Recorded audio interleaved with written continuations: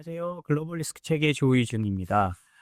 지난 주말간 우리가 잘 알지 못하는 사이에 미국과 중국이 서로 제재 전쟁을 진행했습니다. 미국이 먼저 중국의 반도체 업체들을 때리니까 중국도 발끈해서 미국의 아날로그 반도체 업체를 때렸거든요.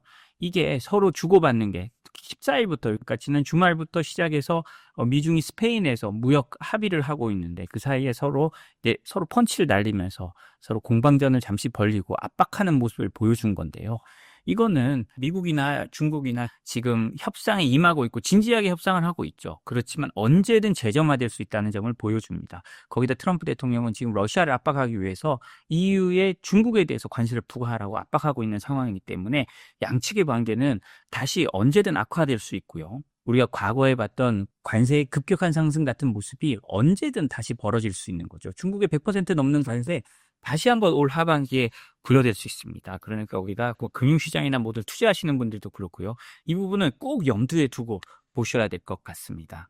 한번 내용을 살펴보면요. 미중 회담을 앞두고 미 상무부 반도체 장비 밀수한 중국 업체 등 32곳을 제재했다라는 내용인데요. 미 상무부는요. 지난 12일입니다. 12일이 무슨 일이냐면 스콧 베센트 미 재무장관이 스페인을 향해서 협상하기 위해 떠나가는 날입니다. 그 떠나가는 날 이렇게 제재를 한 거거든요. 이거는 미국이 분명하게 자신들의 의도를 보여주는 겁니다. 까불지 마라. 우리는 카드가 있다. 라는 걸 보여주고 압박하면서 들어가는 건데요. 중국 최대 반도체 제조업체인 SMIC를 위해 미국산 반도체 제조 장비를 확보해서 보낸 중국 기업 등 32개 기업을 제재했습니다. 반도체 제조 장비를 확보한 중국 기업은 2개고요. 근데 총 32개 기업 중에 23개가 중국 기업이었습니다. 그리고 이거를 그냥 은근슬쩍 미국 연방 관보에 올렸는데요. 연방 관보에 올리면서 이 연방 관보에 수록된 기업들에 대한 제재는 16일부터 시행된다라고 해놨습니다. 이런 걸 보면 미국이 얼마나 또 치밀하게 하고 있는지를 알 수 있는데요. 연방 관보에 수록된 리스트를 보면요. GMC 반도체 테크놀로지라는 중국 기업과요. 지춘 반도체 테크놀로지가 엔티티 리스트에 올랐습니다. 이들은 엔티티 리스트에 올라있던 SMIC 계열 회사들을 대신해 장비를 조달한 이유로 명단에 올랐는데요.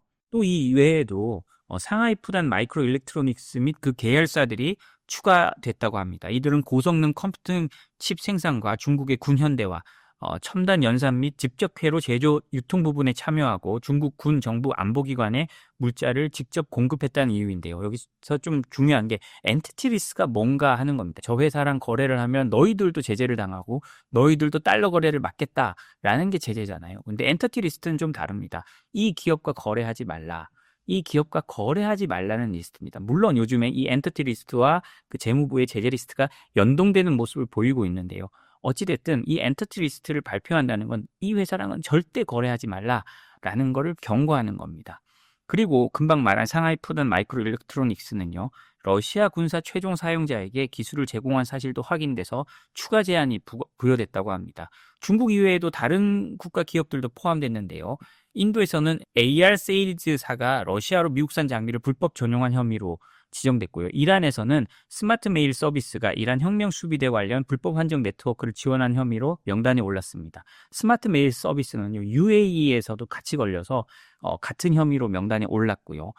터키에서도 많이 걸렸습니다. 아템포 프로의 티아후트라는 회사와요, 덴툰 전자, 그 다음에 EB 테크놀로지 시스템 이런 세 곳이 러시아로 미국산 전자부품을 우회 수출한 혐의로 추가됐는데요. 이런 걸 보면 지금 다시 러시아로에 대한 압박도 강해지고 있다는 걸 볼 수 있습니다. 트럼프 대통령이 우크라이나와 러시아 간의 휴전을 중재하려고 노력을 하는데 전혀 안 먹히고 있잖아요. 그러니까 이제 미국도 슬슬 다시 우리가 러시아로의 압박을 강화할 수 있다라는 걸 보여주는 겁니다. 물론 트럼프 대통령은 지금 트위터로 열심히 EU가 러시아산 원유를 완전히 끊으면 우리가 EU 제재에 동참해서 우리가 앞장서서 러시아를 압박해 줄게라고 하지만 하는 가운데도 그까지 안 올라간 상황에서도 슬슬 이제 실행 단계에서는 상무부터 시작해가지고 러시아에 대한 압박을 재강화하고 있는 단계라고 볼 수 있습니다. 바로 이렇게 협상을 떠나기 전에 이러니까 어떻습니까? 중국 입장에서는 또 엄청 열받잖아요. 그러면 우리가 중국이 어떻게 했는지 한번 보겠습니다. 미국의 아날로그 칩에 대해서 반덤핑 조사에 착수했다고 합니다. 아날로그 칩이 뭘까요? 이거는 우리가 뭐 말하는 삼성의 칩은 굳이 따지자면 디지털 반도체 칩이라고 합니다. 0과 1로 되는 거지만 아날로그 반도체는 소리 이런 걸 하는데 그 아날로그적 감성을 굉장히 강조해서 만들 수 있는 반도체고요. 그래서 미국이나 유럽에서 아직도 많이 만들고 있다고 합니다. 근데 그 미국이 회담 나가기 직전에 저렇게 때리니까 중국이 완전히 화가 난 거예요. 그래서 바로 금요일 날 미국이 발표하니 토요일 날 중국이 쉬는 날 미국에 대한 제재 조치를 발표하게 됩니다. 그 내용을 살펴보면요. 중국은 13일 미국산 아날로그 칩에 대한 반덤핑 조사에 착수하고 미국이 자국산 집적회로 IC에 대해서 내린 조치에 차별 여부도 조사하기로 했습니다. 그러니까 미국이 수출 통제를 위해서 중국을 압박하는 데 대해서 이건 차별이다. 그러면 이 차별에 대해서 우리가 조사하고 처벌하겠다라고 나오는 겁니다. 미국이 협상 전에 자신들을 압박하죠. 중국이 우리는 가만히 있지 않아 라는 것을 분명히 했고요. 특히 이 문구를 보면 알 수 있습니다. 이 발표하면서요. 미국이 중국 제품에 대해 제재하거나 제한을 가한 조치들을 조사 대상으로 한다고 명백히 했거든요. 지금 미국의 상무부는 이번에 그 중국 그 기업들을 제재하면서 어떻게 했냐면 어떤 성명이나 이런 걸 낸 것도 아닙니다. 그냥 관보에 우리는 이런 기업들에 대해서 제한을 가할 거야라고 슬쩍 명단만 올린 겁니다. 근데 그러자 중국은 아주 정식적으로 반응한 거죠. 중국 상무부가 나서가지고 브리핑도 하면서 강한 어조로 미국을 비판하면서 이렇게 한 겁니다. 이 아날로그 반도체는요, 소리나 전압 등의 연속적인 아날로그 신호를 다루는 반도체로 0과 1의 논리로 계산을 수행하는 디지털 반도체와는 다르다고 합니다. 아날로그 칩 시장은 여전히 반도체 중에서도요, 미국과 유럽 업체들이 주도하고 있고, 특히 미국의 아날로그 칩 제조업체인 텍사스 인스트루먼트의 경우 매출의 약 40%가 중국에서 나오는 것으로 알려졌다고 합니다. 그러니까 이 아날로그 칩을 조사한다는 것은 명확하게 미국을 겨냥한다는 거죠. 우리도 가만히 있지 않는다. 니들 반도체 우리가 맨날 막고 있는 줄만 아느냐? 니들 반도체 우리가 복수할 거야 라는 걸 중국이 그대로 보여주는 겁니다. 중국 상무부는 홈페이지에 올린 공고문에서요. 장수성 반도체 산업협회가 국내 관련 아날로그 칩 산업을 대표해 제출한 아날로그 칩에 대한 반덤핑 조사 신청을 접수했다며 신청인의 증거와 예비 심사를 통해 미국산 아날로그 칩에 대해 반덤핑 조사를 개시하기로 결정했다라고 발표했습니다. 조사 개시 기간과 조사 기간을 보면요. 덤핑이 언제 이루어졌는지를 보는 조사 기간은 2024년 전체입니다. 그리고 산업 피해 조사 기간은 이보다 훨씬 늘려서 2022년부터 2024년까지 3년간을 대상으로 했고요. 그 제품 설명도요. 40나노미터, 10억분의 1mm가 나노미터잖아요. 이상 공정으로 제종된 범용 인터페이스 칩이라고 했다고 합니다. 그러니까 어떤 칩이든 범용 칩이더라도 다 자신들이 조사하겠다라는 거 한 거고요. 그다음에 조사 대상 범인도요. 완제품 칩도 되고 동일 기능 칩을 생산할 수 있는 웨이퍼, 다이, 향후 동일 기능을 가진 제품, 그러니까 그게 들어갈 만한 모든 제품을 대상으로 해가지고 조사를 하겠다고 한 겁니다. 중국 상무부는 또 별도의 공고문을 내고요. 미국이 중국을 상대로 취한 반도체 수출 통제와 제재 조치와 관련해서 반차별 조사에 들어간다고 발표했습니다. 조사 대상은 이것도 막 여러 가지입니다. 여러 가지인데 2018년 이래 미국 정부가 대중국 슈퍼 301조 조사 결과에 근거해 이미 또는 향후 직접 회로를 포함한 중국산 제품에 대해 관세를 추가 부과한 것, 그 밖에 금지 제한 또는 유사한 조치에 대해서 지금 차별 조사를 들어간다고 하니까, 그러니까 2018년 이래 미국이 중국에 대해 제재한 것들, 수출 통제한 것들에 대해서 차별 조사를 한다는 겁니다. 2018년이 왜 나오느냐? 네, 트럼프 대통령 1기 때 화웨이를 겨냥해서 맨 처음 제재한 해가 2018년입니다. 당시가 무역 전쟁의 초기였죠. 그때부터 모든 미국의 조치에 대해서 차별성을 평가하겠다는 겁니다. 그리고 상무부는요, 이게 무역 회담을 앞두고 미국이 중국 업체들을 제재 엔터티 수출 규제 명단에 추가한 데 대한 조치를 극명하게 했는데요. 상무부는 여기에 대해 미국 상무부가 국가안보 개념을 일반화하고 수출 통제를 남용해서 반도체, 생명공학, 항공우주, 상업 무역 물류 등 여러 분야에서 중국 기관에 제재를 가하는 점을 주목하고 있다. 이런 미국의 일방적이고 강압적 행동으로 중국 등 각국 기업들을 억누르고 있다라고 했다고 합니다. 그러면서 14일부터 중미 양국이 스페인에서 경제무역 회담을 개최할 예정인데 미국이 하필 이 시점에 중국 기업을 제재하는 것은 도대체 뭘 하자는 거냐? 그러면서 미국이 즉시 잘못된 처사를 바로잡고 부당한 압박을 중단할 것을 촉구한다 라고 했습니다. 그러니까요. 음, 미국, 중국 입장에서는 너무나 불쾌하다는 거죠. 협상하자고 해놓고 뒤통수를 때리고 시작해? 그럼 우리도 때릴 거야.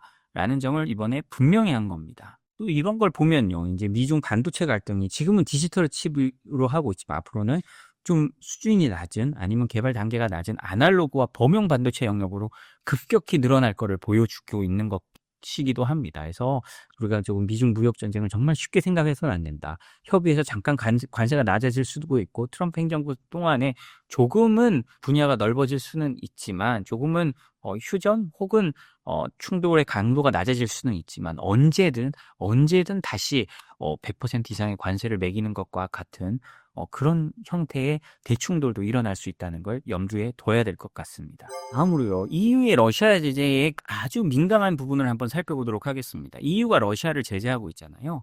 그런데 이번에 EU 러시아 제재에 최선의 노력의 의무를 부과했다고 합니다. 그러니까 이 준수 의무를 전 세계로 넓힌 건데요. 제재 위반을 회피하기 위해 네가 최선을 다해라. 최선을 다하면 우리가 혹시나 걸려도 봐줄 수 있다는 건데 문제는 우리가 일상생활에서도 느끼듯이 최선이란 게 뭔지 너무나 모호합니다. 넌 최선을 다했니? 하면 네, 최선을 다했어요. 정말 죽도록 별로 노력하지도 않았는데 나 최선을 다했어요. 라고 하는 사람도 있고 우리가 보기엔 정말 노력했는데도 스스로 기준에 맞지 않아서 난 최선을 다하지 않았어요. 라는 사람이 있잖아요. 그럼 이 최선이 뭐냐? 라는 건데요. EU가 지난 8월에요. 최선의 노력 의무에 관한 지침을 발표했습니다. 이 의무는 EU 사업자가 자사의 비EU 자회사 활동을 통해 러시아, 벨라루스 제재가 약화되지 않도록 최대한의 조치를 취할 것을 요구하는 규정인데요. 그러니까 단순히 제재 위반을 하지 않는 수준을 넘어서 효과를 훼손하지 않도록 적극적으로 관리해라. 아주 최선을 다해 니들이 제재 위반을 하지 않고 제재 위반 효과가 나타나지 않도록 관리해라. 라는 겁니다. 이 지침을 보면요. 최선의 노력이란 합리적 노력보다 높은 수준이라고 명시하고 있습니다. 이는 기업이 필요하고 실행 가능한 모든 조치를 취해야 한다는 건데요. 단순히 내부 규정을 두거나 최소한의 절차를 밟는 것에 그치지 않고 기업의 규모, 업종, 노출 위험도에 맞춘 맞춤형 관리 체계를 요구하는 겁니다. 다시 말해 중견기업이라면 중소기업에 걸맞는 다국적 대기업이라면 훨씬 더 강력한 시스템을 갖춰야 된다는 건데요. EU는 사업자가 취해야 될 구체적인 조치로 세 가지 단계를 제시하고 있습니다. 일단 전사적인 리스크 평가라는 거죠. 리스크를 평가해서 우리 회사는 이런 점이 불안하고 이런 점을 잘 못하고 있기 때문에 그리고 이런 유통 과정을 봤을 때 여기서 실수할 수 있다라는 걸 취약 지점을 미리 선별해야 된다는 겁니다. 그걸 이제 문서화해 놓고 우리가 이 부분을 계속 살펴봤다는 걸 트래킹하라는 거죠. 그리고 기업 내부에 제재 준수 프로그램을 구축할 것을 권고하고 있습니다. 기업 내부 규정, 책임 분담, 검증 절차, 계약 통제, 교육, 훈련, 모니터링 감사 시스템을 포함한 종합적 준수 체계를 마련하라고 강제하고 있는 거죠. 특히 계약 단계에서 재수출 제한, 제재 준수 보증, 현장 감사권 등을 확보할 것을 요구하고 있습니다. 그러니까 이게 뭐 단순히 컴플라이언스로 프로그램으로 남는 게 아니라 실제로 어떻게 집행할지를 하나하나 해놔야 된다는 거고요. 그리고 예방적 조치와 시나리오 플래닝을 하려고 합니다. 어떤 시나리오가 생겼을 때 어떻게 대응해야 될지를 미리 시나리오를 만들어 놓으라는 건데요. 예컨대 공급망 차단 시에 대체 수단 마련이나 IT 데이터 전송 관리, 고위험 거래 중단 기준 설정 등이 필요하다는 겁니다. 이런 노력을 입증할 수 있도록 모든 과정을 문서에 넣어라라고 하는데요. 이번 지침은요, EU가 제재 집행을 국경을 초월한 기업 책임 구조로 끌어올렸음을 보여줍니다. 그 한마디로 아까 EU에 본사를 두고 있지만 비EU의 뭐 지사나 회사가 있을 때 그렇게 하라는 거고요. 한마디로 EU에서 장사해서 EU의 법인이 있는 비EU 기업들도 여기를 따라야 된다는 거잖아요. 그러니까 이거를 단순히 이제 EU 기업에만 적용하는 게 아니라 전 세계로 확장하겠다라는 것을 명확히 한 겁니다. 그리고 단순히 법 집행이 아니라 앞으로 있을 위반까지 모두들 걸러낼 수 있는 그런 시스템을 만들려고 하는 거고요. 다시 한번 말씀드리지만 이번 조치는요. 기업이 수동적 준수자가 아니라 적극적 보증인으로 변모해야 된다는 것을 요구합니다. 단순한 법적 요구가 아니라 국제정치적 경제적 환경에서 EU가 제재 효과를 글로벌 차원에서 보장하려는 건데요. EU의 최선의 노력 지침은요. 단순한 규제 문구 이상의 의미를 가지는데 기업은 이를 단순히 준법 체크리스트로 여길 것이 아니라 전사적 거버넌스와 글로벌 통제 시스템을 강화하라는 강력한 신호로 받아들여야 됩니다. 특히 제재의 다변화와 확장을 고려하면 지금의 지침은 EU 제재 집행의 새로운 패러다임의 전환점으로 생각해야 되고요. 기업들에게는 이제 도전이자 동시에 국제적 규범 준수의 신뢰를 쌓을 기회가 될 수 있다고도 말할 수 있을 것 같습니다. 그러니까 이제 EU도 변하고 있고 미국도 변하고 있고라는 있는 이런 어떤 변곡점에서 우리가 이런 지침을 받아들여야 되는 거죠. 단순히 지침이 내려왔네. 또 이거 비용이 얼마나 들고 어떻게 해야 될지 이런 거를 단순히 그렇게만 생각해서는 안 된다는 겁니다. 네, 오늘 저희가 준비한 소식은 여기까지입니다. 저희 소식이 도움이 되셨다면 구독, 좋아요, 알림 설정 부탁드립니다. 감사합니다.